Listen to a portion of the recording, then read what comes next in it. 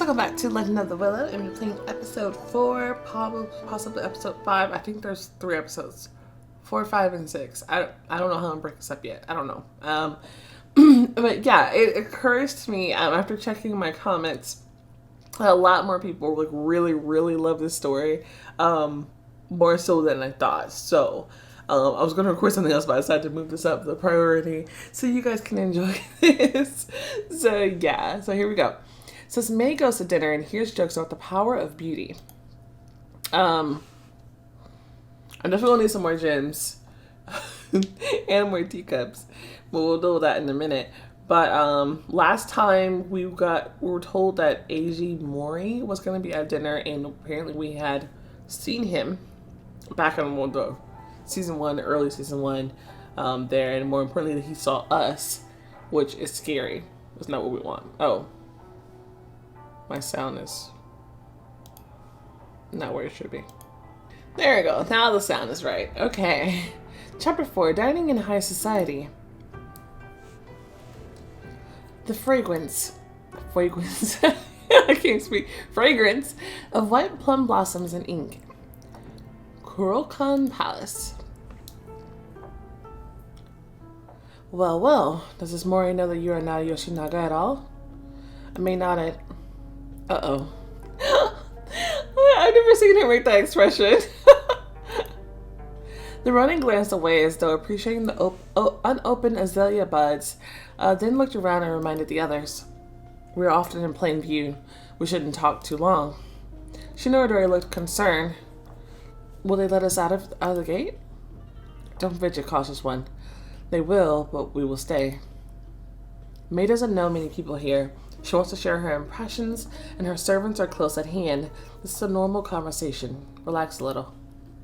This problem is solvable. If a murder happens in the palace, who knows what will happen? Everyone will be under suspicion, especially newcomers. Everything will be fine. Just do exactly as I say. Okay. He has a plan, so... The clan took the job. Will he kill him? Her heart began to pound at the realization of what might happen. What can I do? Start asking for another way without offering an alternative? They'll think I'm wildly capricious. I should have considered this before. She felt devastated. Responsibility for this death. Kazu interrupted her before she could finish. Don't fret. They'll notice. Sorry, And relax. Don't hold your breath. Shinobi didn't allow her to accept responsibility for this guilt aloud. Indeed, there are plenty of perceptive people at court. Meditate before evening. It is necessary. Voices came from the path and footsteps. The ninja bowed to Masamune, saying respectfully, I understand, my master. From behind lush hemlock, Eri appeared with a few attendants in tow. Her eyes smiled quite naturally at the kitsune. So, you've already looked around the garden? I haven't. The lady approached. Her attendants remained to, it says Eri, but I thought it was Eiji, the guy, or whatever. Her attendants remained to wait at a distance. Madam? May bowed without disturbing the conversation between the nobles. Kazu and Shino-odori respectfully stepped back. May, ready for your first visit with this local society? Yes. She confessed with perfect sincerity. It's all I can think about. The woman nodded her approval and asked amiably, Excited? Maybe just a little. An introduction to the upper world, I understand. I fell in doubt with the reason. Touching May's elbow, Erin narrowed her eyes conspiratorially. It might reassure you to know. Some of the other girls are also worried. Then, as if remembering something, Hatakeyama turned to Masamune. Oh, right. The attendants of Mr. Yasuhiro Sawada's guests are also invited today. I don't believe she could have forgotten. She must have said this for a reason. Is she emphasizing who is most important in the palace, or showing sympathy? Thank you. It's an honor for me. Did I interrupt your conversation? Not at all. The appraising glance that slid across the Ronin and the soft intonation in the woman's voice left May feeling even more lost than before.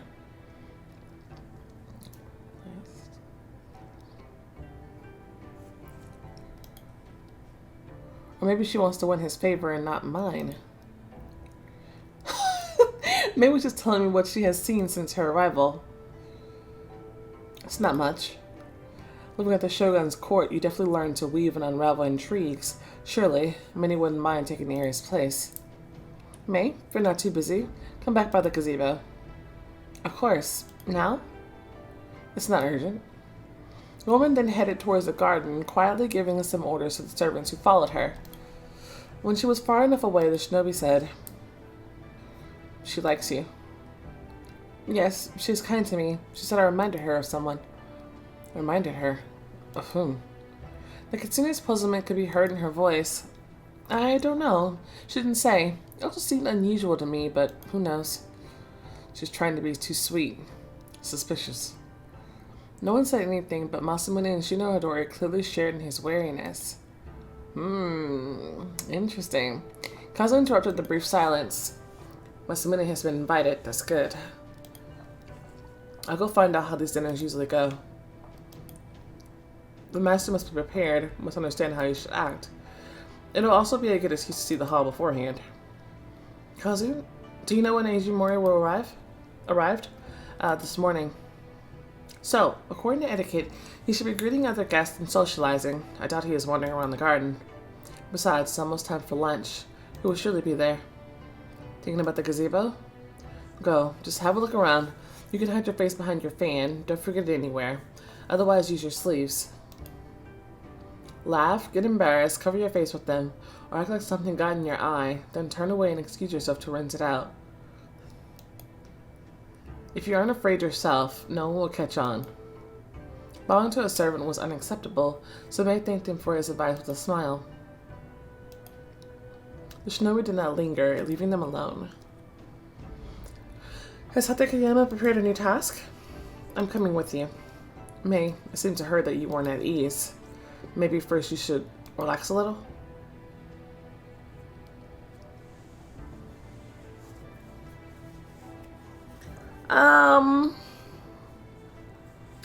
Maybe, but it seemed acceptable.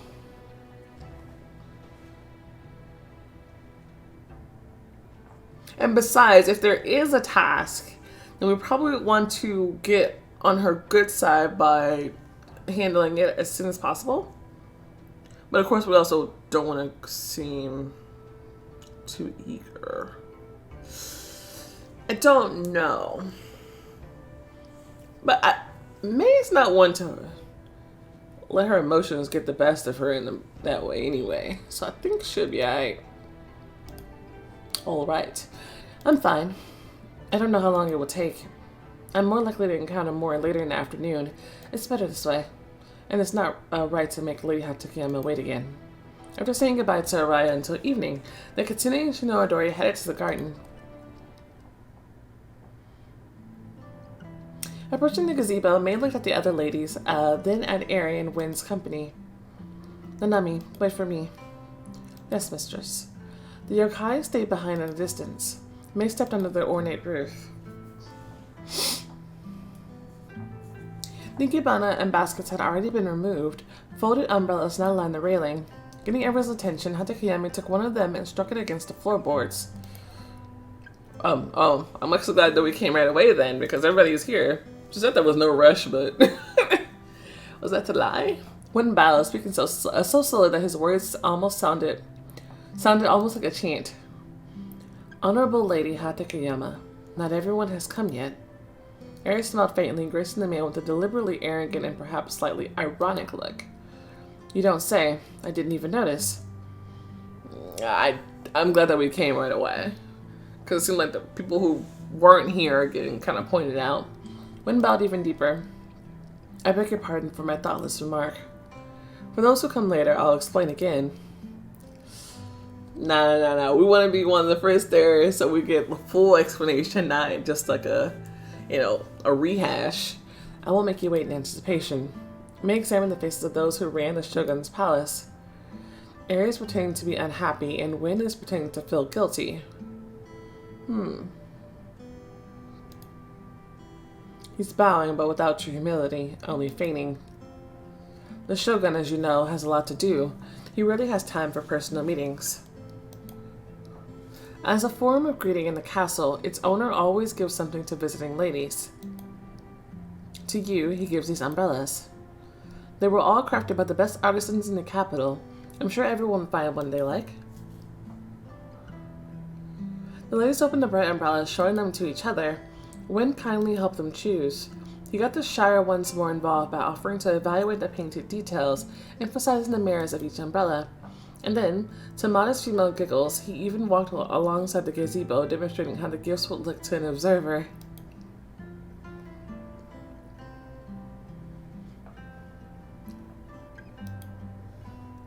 Beautiful maidens. Even the best umbrella can't help my bald head. And the mossy stump. In spring will suddenly turn a field full of life. Their poetic banter aroused excitement in the group. Well done, Mistress Airy. Now his shaved head is a target for everyone's jokes. May approached and picked up one of the umbrellas. Wonderfully crafted. A gift from the Shogun, otherwise it would be strange. Yoshinaga, I thought you were on your way home. Yeah, well, you thought wrong. Fuck out of my face. No, I'm staying. I can hardly leave without an umbrella. Ooh, I like that one. That one's kind of cheeky. It's kind of cheeky. I'm not from a family as wealthy as yours. What must be practical? Oh, this is passion. Okay. How do you like this one? An earlier choice influenced the number of umbrellas available. Oh, if we had taken our time, would everybody have snatched up all of them? So we would have less to choose from? Rude. It's nice. I wouldn't say it is exquisite, though. Perhaps, but that is a matter of taste. You mean having it? Shaki burst out laughing, covering her face with her sleeve. May tried to speak as she thought Lady Sumiko would. Without arrogance, but filled with a sense of dignity and self-sufficiency, she said. A sophisticated lady should look for exquisite things. If a thing does not suit her, then the thing, alas, is not so good. Now the other guests were smiling. May folded the umbrella and took another. Okay, here we go. Ooh, pretty. Well, that's good. Huh. Does it matter which one you get? I like this one. I think that one's prettiest. Although, the green shade, I'm trying to think. Do we have an outfit that goes with this? Trying to remember my outfits. We should change our outfit again today. I wish I knew what we had. Ah. This sucks. I can't peek. Dang it. Okay, actually, I could probably back out to main screen and check from there. I think you can do that. But let's just pick one. I don't know if you get like points or anything for this. I don't think you should. Usually you don't get points for outfits in this one. The only one we had was from last time with the makeup and the kimono, but that was I think specifically for that dance. So I think this one is just like personal taste. I like this one though. Wouldn't be bad to buy it. Let's see what kind of comments that we get. Arian went left, allowing the guests to chat more freely. Okay. Before we go on too far, let's see if we have something in our outfits here that would have matched the other one. It was like kind of greenish, right? I guess it could have went with this, but it was a different shade of green. It was like a jade. But it could have gone with that.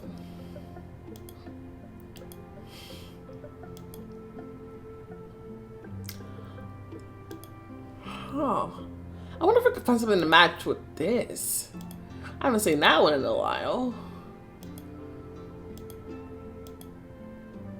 Oh. But this one matches with that super well. And I don't think any of them match that well with this one. Maybe the yellowish, goldish one, I think, could have possibly gone.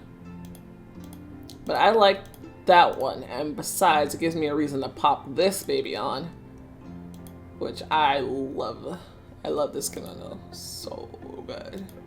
So good. Okay. And our accessory is the Shogun's gift. Okay.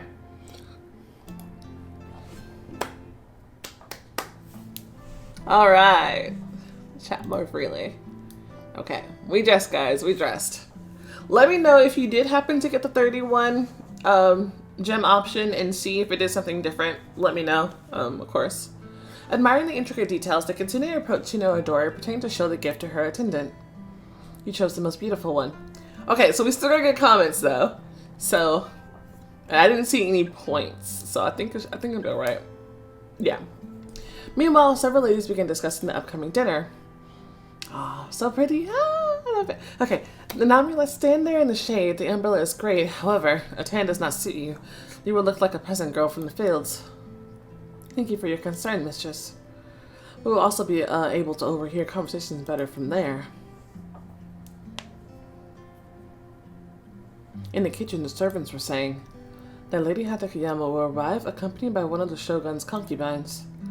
It seems her name is Lin Kai. By the way, did you hear? He only has 2 concubines now. The third was recently married off. And very successfully as far as I've heard. That's why so many wanted to come here this year. Do you think Sawada is going to pick a new one? And Hatakeyama and this Lin Kai want to look over us and make a recommendation? I doubt it. He probably chooses concubines for himself. I wonder what she's like. May waited a while longer, but didn't learn anything useful. The aristocrats discussed the guests they expected or hoped to meet in the evening. Fortunately, there were no more familiar names. After the conversation turned to the topic of outfits, Mei and shino-odori returned to their assigned quarters. Well, am I getting close anyway? There was a knock on the door when the sun was just beginning to set. Eri Hatakeyama entered the room. After gesturing shino-odori out of the door, the woman asked Mei if she was doing well. Having finished this brief exchange, she moved on to the real reason for her visit. I was thinking. Yes, madam? The ladies will be seated with different guests. Sometimes must be done to prompt making acquaintances. However, men are sometimes bad conversationalists. They can be difficult. There are 2 such men coming to dinner tonight. They discuss their business constantly. They're unpleasant. At the imperial court, they will be considered rude. With warriors here, the standards of courtesy are more relaxed, because I would say these gentlemen are quite tedious. And she sighed, finishing the thought. Truth be told, they hold themselves in very high esteem. Like so. Hatakeyama raised her hand high above her head. It's impossible not to pay attention to them, at least to some extent. They won't neglect to mention that they were not shown due respect if they are indulged. Shogun's guests are not required to talk with everyone. This will help avoid unnecessary gossip about Mr. Sawada's hospitality. The ladies who have been living here for a long time will be occupied with other things. It's a very promising opportunity. These are high-ranking officials. So you're throwing me in the way of people who are extremely difficult.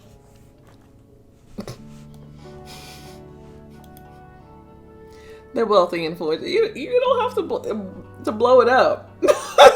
I get the gist. You're throwing me to the wolves. Beneficial acquaintances from Mei Yoshinaga. Do you think you can handle this? Can you entertain them? Yes. She's helping me out again.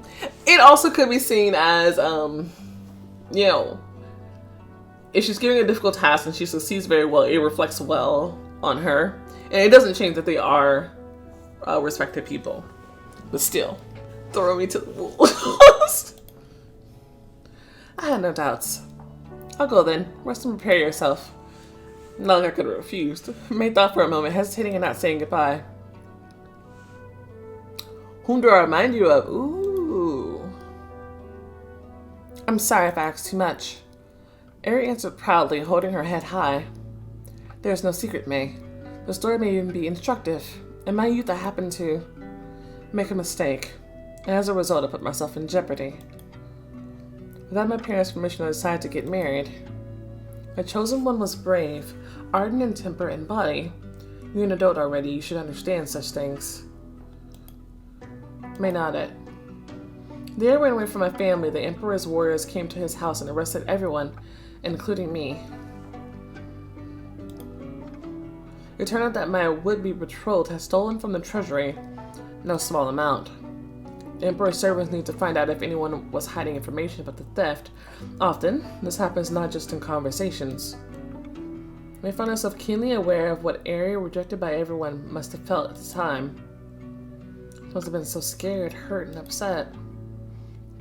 However, instead of inquiries and dungeons, the road to the north awaited me, along with a hasty wedding to a man who was completely unknown to me. A samurai from the personal guard of none other than the Empire's commander-in-chief.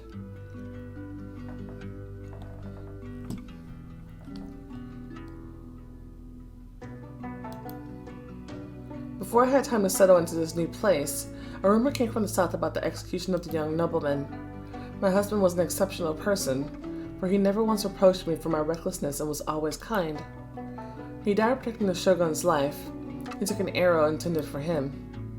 In the upper circles, the story can be unraveled with some time and wit, but you won't learn how I managed to escape from those misfortunes.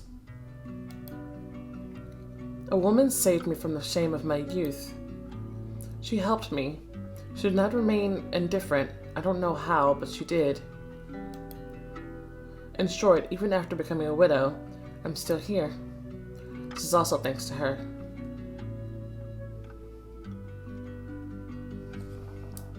Who was she, or when did this happen? Can I ask both? Maybe we should ask about the time frame. Maybe that'll clear some things up. Or maybe we should just flat out ask who was she. It'll probably sound strange. Strange?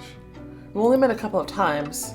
In the beginning, I didn't mention her anywhere for fear of bringing her trouble, and then I was unable to find her to thank her. I never learned her family name, and some details have faded with time. I only knew her given name, Moriko. However, this wasn't enough. Moriko. Looking into it too closely would have raised speculation again, which would not bode well for either of us. She probably had an influential husband who, after receiving land for his service, took her away from the capital. More than 20 years ago. Seeing you reminded me of her for some reason. I decided to honor her memory in this way. Of course, everything I've told you must remain between us, May. I promise. If you tell someone, I'll crush you. Okay. Fair enough with that. I was wondering if she if she's kind of slipping us information for a reason, maybe she wants us to go snooping into who this woman was on purpose, if she knows something that our mom was special, potentially. I think you're talking about our mother, Moriko. So we have a name now. Do we have this name before? Let me know. I am forgetful. It has been a while. Let me pull up a notepad.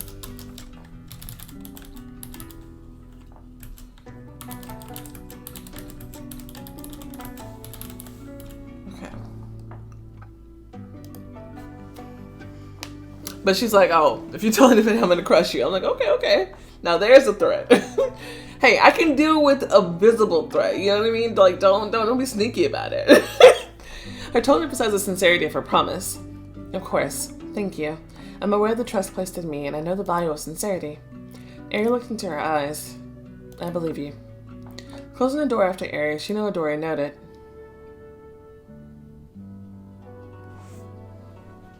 We missed lunch. You need your strength to deal with all these challenges.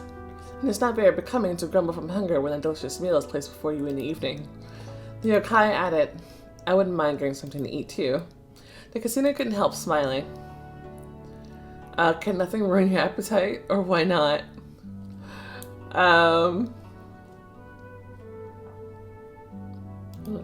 It's kind of cheeky. Of course some things can, like bad food. Then I have to eat it without an appetite. The cave dweller tilted her head slightly. So, how about it? Delicate, fragrant noodle, worms with slices of fish. May frowning slightly offered. Rice maggots? You need to work on mental imagery. Shino-odori smiled contentedly. I knew you would understand. There is something about her. The kitsune pondered, toying with the thought. Direct, effortless. No, that's not quite it. Real, simple. May shook her head. The natural and real in a yokai. Later, carrying away the dishes, Shino-odori went to find the shinobi or the ronin to see if there was any news. When she returned, she handed May a folded sheet of paper. This is from Kazu. May opened the note and looked over the columns of small characters.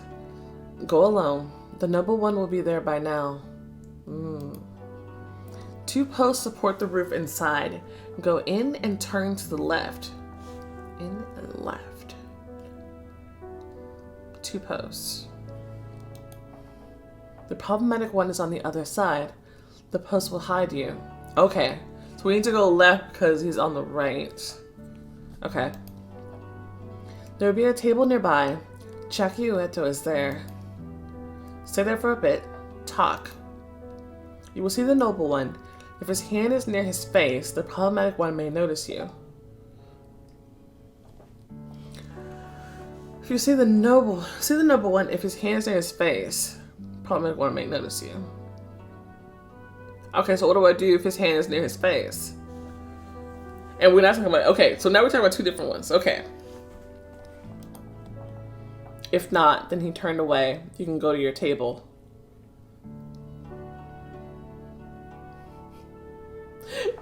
Should we write this down? Okay, I can remember. Go in and turn left is the most key thing. If hands in the face, then problem. If not, then he turned away. It would go smoothly from there. You sit with your back turned to the problematic one. Should anything happen, cover your face as I taught you.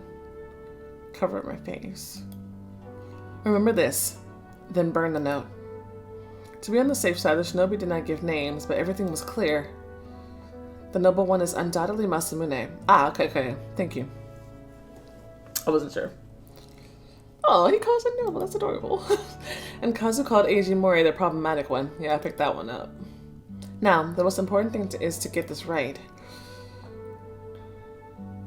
Read the note or burn the note. I think I got it. I think I got it. Okay. Let's just do this. Let's do it. May left her quarters when dusk fell on the palace grounds. Circling a graceful pine that had been carefully manicured, May saw the entrance to the common hall.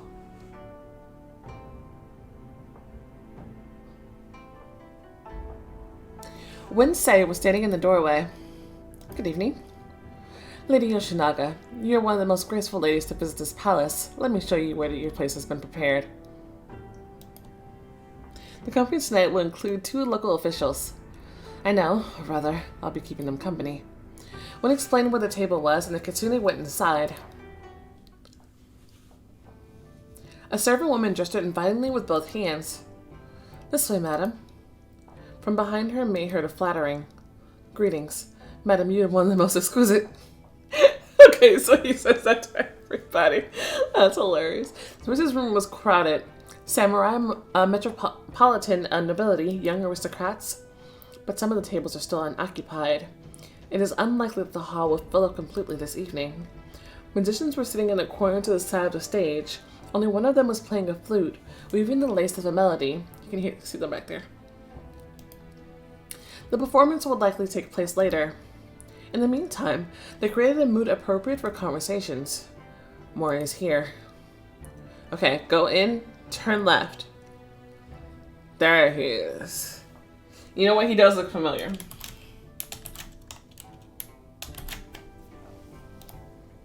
Not missing the appearance of the new lady, some of the people turned, looking at her outfit and hoping to catch a glimpse of her face.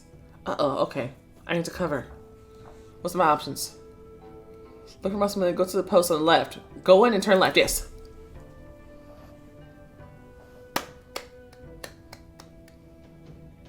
Ijimori, who was enthusiastically discussing something with two samurai, caught a glimpse of Mei's side, almost her back. The owner of the silk operation was also curious, but when he tried to look more closely, she had already moved behind a post that supported the roof. Kitsune stopped to greet Chiaki and her companion. Ueto, good evening, mister. Chiaki sweetly smiled back. Mei Yoshinaga, meet Mr. Bao Che. Mei bowed deeply, recalling the names of the nobility she had studied at the Ukiya. Mr. Che, you must be the grandson of the daimyo from the islands? The young man with the only beginnings of a mustache nodded arrogantly, confirming that she wasn't mistaken. It is an honor. Her eyes quickly landed upon Masamune. He and several other gentlemen that had come as escorts for the aristocrats were sitting at the far end of the hall. The rogue listened attentively to a neighbor across from him, rubbing his chin as if in thought. His hand is near his face! We have to be careful! I want true to hope to see your province someday. Because it's not time for me to move away yet. Yes. Okay. I think that's the right thing, because we need to stay in chat for a bit. He did say that.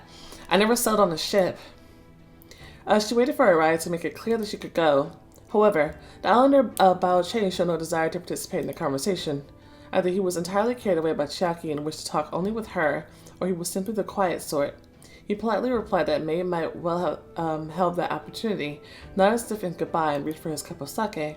Fortunately, Masamune did just the same at that moment, removing his hand from his face. Okay, good. A pleasure to meet you. Followed by Chiaki's bewildered, dismissive gaze, the Kitsune bowed and moved on. Ijimori, who continued his conversation with the samurai, had already turned away and could not see her. At the table, Wen had indicated were two stately gentlemen. After introducing herself, Mei sat down. Now I have my back to you, and even if you turn around, you won't recognize me. I'm Rinshu Lu. This is Miura Tsuyoshi.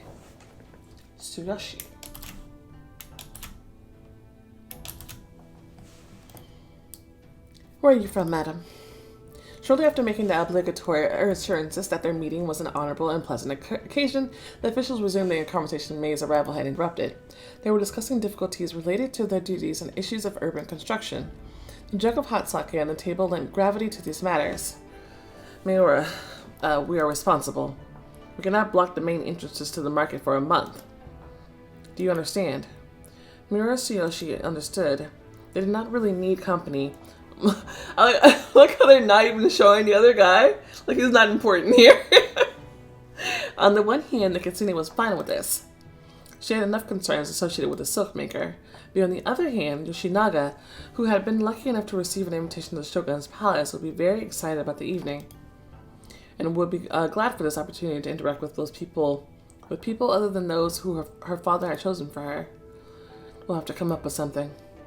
The geisha's skills helped her remain attentive to the flow of the conversation, prepared to enter into it at any moment. The routine, friendly smile she affected masked her true thoughts. Her anxiety over knowing how close she was to being exposed were on her. Time dragged on. What if Mori decides to go to another table to say hello to someone? Or simply to stretch his legs? If this didn't last a while, it'll only be a matter of time. I have no idea how or when Kazu will act. The meditation was helpful. At least I won't turn into a fox. At least I shouldn't. No, I definitely won't. The servants went around, extinguishing some of the lamps. Twilight enveloped the hall. Someone voiced their approval. The musicians started playing. Dancers appeared on the stage. Oh, if it's actually darker in here, it'll be harder for him to see me. I like this. Mei, unable to resist, covered herself with her fan and turned. Ijimori's gaze was fixed on the show. She exhaled slowly, focusing her attention on the performers. They were amazing. Their precise and intricate movements surpassed even Mei's high standards.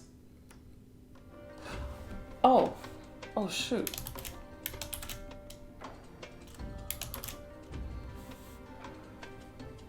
Okay, they give you time to take the pictures now. It's that music I like. The dance didn't last too long enough to— oh no! I should let the music play! They long enough to let people admire it, but not so long as to tire the performers. And the dancers disappeared, and the musicians became quiet again, allowing the guests to return to dinner. They will continue later. Lady Yoshinaga. Yes? It's a little stuffy here, don't you think? Saying no would be impolite. Perhaps. I want to get some fresh air. I would be grateful if you would accompany me on a walk.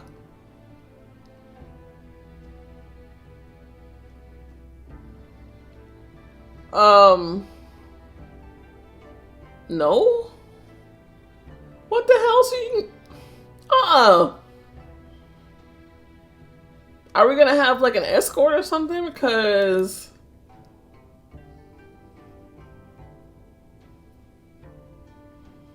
I don't like this guy.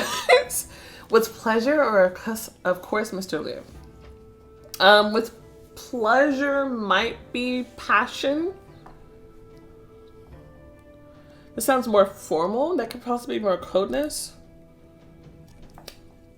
She was generally happy to leave the hall, at least temporarily avoiding even the possibility of being recognized.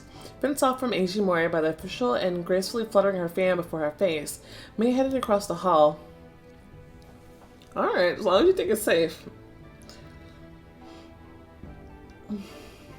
Near the exit, she overheard the words of a guest sitting next to the silkmaker. Mr. Mori, you're looking pale today. The beauty of young maidens takes a toll on men your age. Closing doors cut off the samurai's laughter. They weren't the only ones who had gone to seek fresh air. Here and there, they came across slowly walking silhouettes.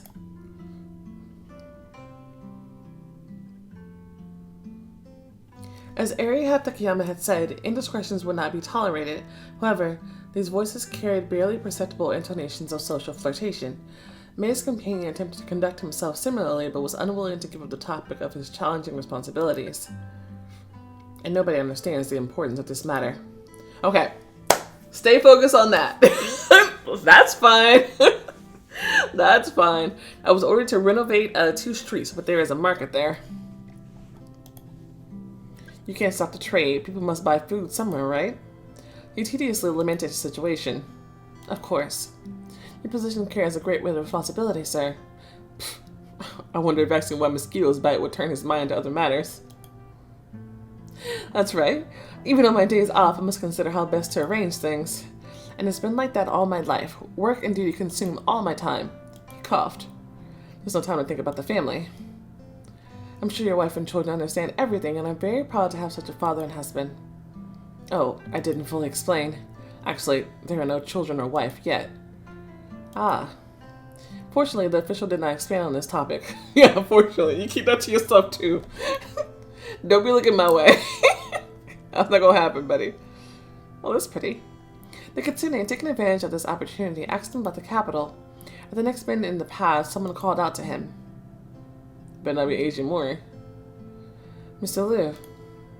Rinchu turned around, politely smiling at the approaching palace guest. Mr. Hoshide. Hoshiede.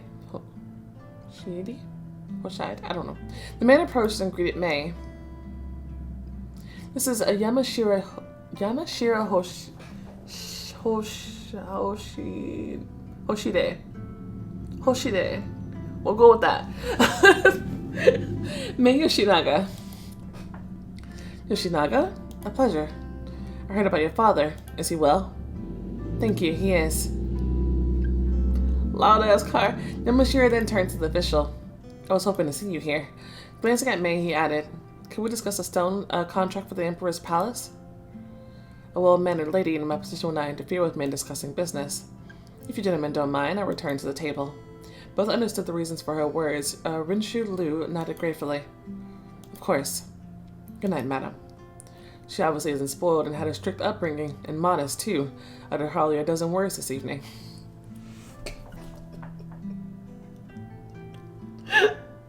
That's so sad. Basically, shut up and don't talk. Be a pretty face. Goodness. But, obviously I made a good impression, though. I should tell Ari that she can introduce quiet ladies to him without any concerns. Ah. Yeah. The Kasune walked back toward the hall. I should snag a picture of that. That was a very pretty setting. A light breeze swayed the branches around her, infusing the aroma of flowers with the freshness of the water. As she passed the fork in the path and the dancing shells of the leaves, May suddenly saw... You alright? Mori. The man had stepped off the path and was leaning his shoulder against the trunk of the nearby plum tree. The Kazu poisoned him? His lips twisted as he rubbed his chest with his palm, crumpling the fabric of his kimono. May looked around. There was no one around, only she had noticed the man. Servants and guards are probably nearby. If he shouted, they would hear. But apparently he could no longer shout, nor could he distinguish a slender female silhouette among the trees. Mori sank to the grass, gasping for air like a fish out of water. A grimace of pain twisted his face. His hands fell limply.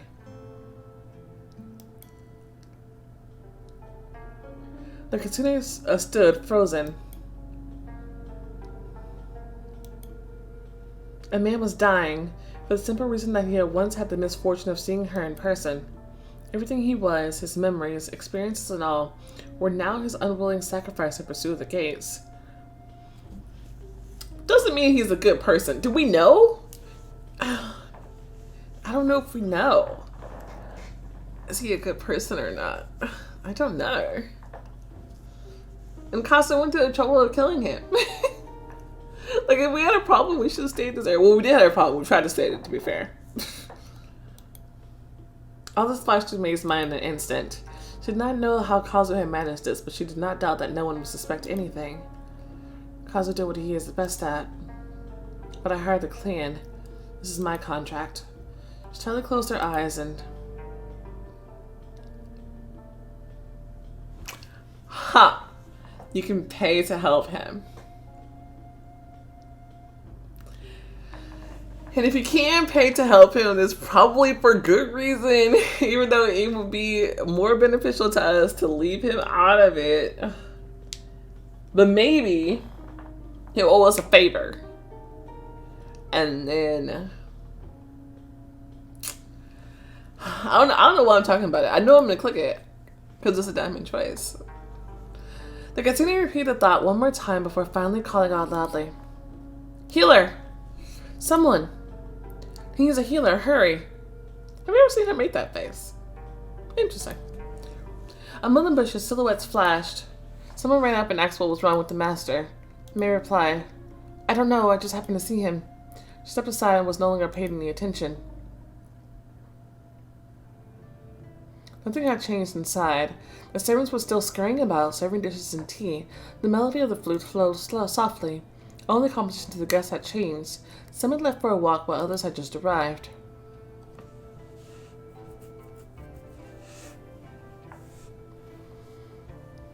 May sat down at the table where Miura Shioshi was already bored.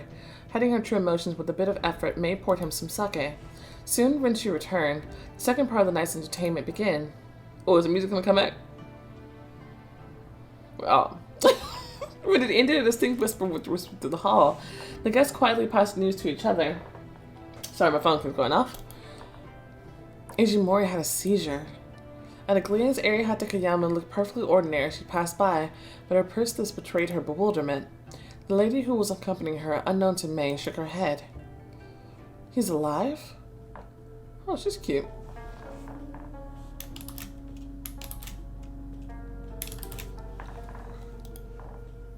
Yes. He went to get some rest and started feeling bad on the way. Fortunately, the healer appeared in time. Someone called out. I have to find out who. It wasn't much, but still. Is everything okay now? He needs some rest. There seems to be no threat to his life. It was something related to his heart. It happens with old age. Lin, are you worried? Okay, so this is Lin. I've known him for a long time. He's a very courteous gentleman. Oh. Okay. I would have felt bad if he... I would have felt bad if I had let him die. Okay, that would have made May feel really, really guilty. So I'm glad that we called out. Oh no. I like her little headpiece, a little butterfly. That is so pretty. He's a very courteous gentleman. I will be saddened by his death. You know, she looks like the girl from Memoirs of a Geisha. She looks like, I don't know why I'm trying to look this up. Don't look it up, I'm fine. Don't look it up. I'll be saddened by his death. From the other side of the room, someone said, "Poor fellow.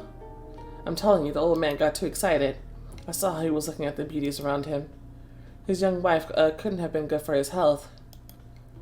The official winced at the comment. This isn't a joking matter. People were sincerely sympathizing with Mr. Mori. However, it wasn't a reason to end the dinner.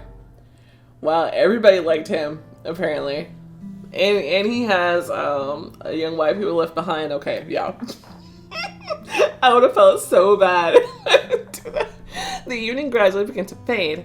Saying goodbye to their new acquaintances, Masamune and Mei left. Outside, the company of the other servants who were waiting for their masters stood shino-odori.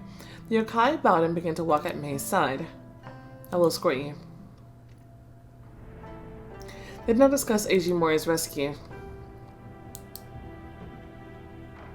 Kazu was waiting for them near one of the sculptures. After joining the company, the ninja said through gritted teeth, "I'm sorry." Explain. There was little doubt that if the shinobi considered it safe to speak, no one was nearby to overhear. I'm sorry.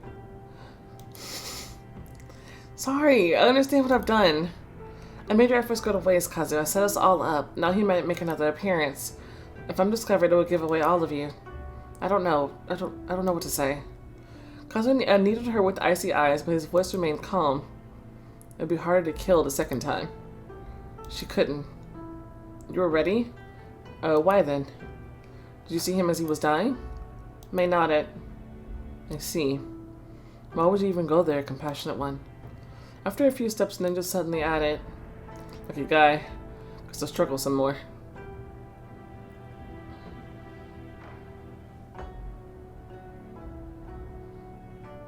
Nobody suspects anything? The corner of the ninja's mouth twitched. Like I said, everything adds up. Old age, heart problems. He's complained about it before. May. He caught her gaze. There was understanding in the man's eyes. Thank you for understanding. Like, I'm sorry I messed up your stuff, but I would have felt so bad. Shino-odori wanted to make Mei's bed, but the Kitsune refused, intent on doing everything herself. It was easier to distract herself that way. Oh, we've never been in this part before. Mei was unable to fall asleep right at once. She teetered on the edge of dream and reality for a while, reliving the past day over and over again, leading incoherent conversations, first with herself, then some unknown gentleman. The dream gradually descended into a nightmare. She saw her tortured mentor in Nyokia, in a familiar village on fire. Then some woman whose face she couldn't make out in the darkness. Then there was fog, with vague shadows that haunted her. Mei pushed her hair back, finding a mask with horns on her face. The Kitsune woke up in pain. Her fingers had dug into her temples, trying to rip off the non-existent object. Oh my god. An alarmed Shino-odori ran to the room at her scream. Finding no danger, the yokai rushed to her side. What? What happened? Mei shook her head, finally freeing herself from the captivity of the dream. It's okay, just a bad dream. It was raining outside the window. Why don't I stay here to sleep? It won't be scary together. Yeah, that'd be cool. At least if you dream about something again, you won't be scared. Shino-odori looked around the bed, the walls. Uh-oh. In what way? You desperately need a burrow. Surprised by his statement, Mei lifted an eyebrow, intrigued. Everybody sometimes needs a burrow, even people. They build palaces, large stone houses, fences, and yet nowhere that you can hide from everyone a burrow. It's silly, she continued. Their children know. They feel this need, so they build shelters for themselves in the forest, in haystacks, and sheds. Then they forget. They are tormented. Mei pondered over Shino-odori's words, lying next to her, imperceptibly falling asleep again. When the sun lit up the paper-covered window, the Kitsune yawned, throwing back the thin blanket. Shino-odori wasn't in the room. The smell of breakfast wafted through the gap between the partly open doors. Mei reached for her clothes. In an effort to cheer up, she told herself, well, surely today can be worse than yesterday. Don't say that. I would not say that. I had fun. Let's see where we are. Okay, we're at an hour mark. So here I'm gonna end this part. But I'm still might join it to episode 6. Who knows? I don't know. Anyway, thank you guys for watching. If you enjoyed this episode, go ahead and show a like button, some love, subscribe to see more content like this, and I will see you next time. Bye!